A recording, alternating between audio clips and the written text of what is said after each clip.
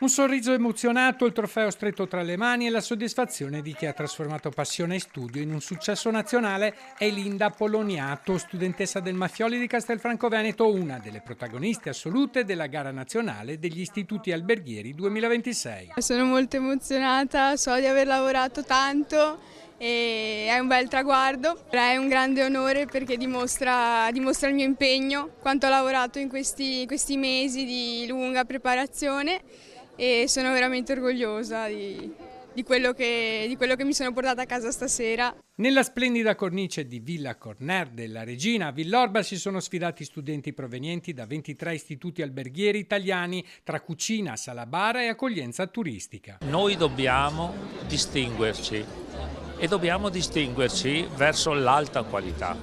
Non possiamo fare concorrenza a un mercato turistico di bassa qualità perché questo non può essere il futuro di questo paese e quindi la scuola diventa il motore fondamentale di questo cambiamento.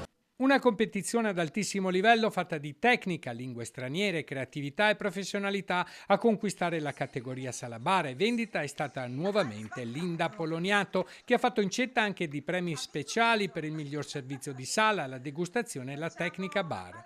Successo anche per Sofia Nembrini e Linda Salvetti dell'Istituto San Pellegrino Terme, vincitrici rispettivamente nelle categorie enogastronomia e accoglienza turistica. E alla fine arriva anche il riconoscimento più prestigioso miglior istituto d'Italia all'Ipseoa Maffioli di Castelfranco Veneto. È una soddisfazione che mi riempie l'animo e il cuore di soddisfazione sia per i risultati che hanno avuto i ragazzi sia per quello che guadagniamo noi come istituto Maffioli, che puntiamo sempre all'eccellenza e a lavorare sui ragazzi, sui loro sogni e sulle loro soddisfazioni e quindi doppiamente contento prima di tutto per loro e poi per il nome che portiamo avanti come istituto.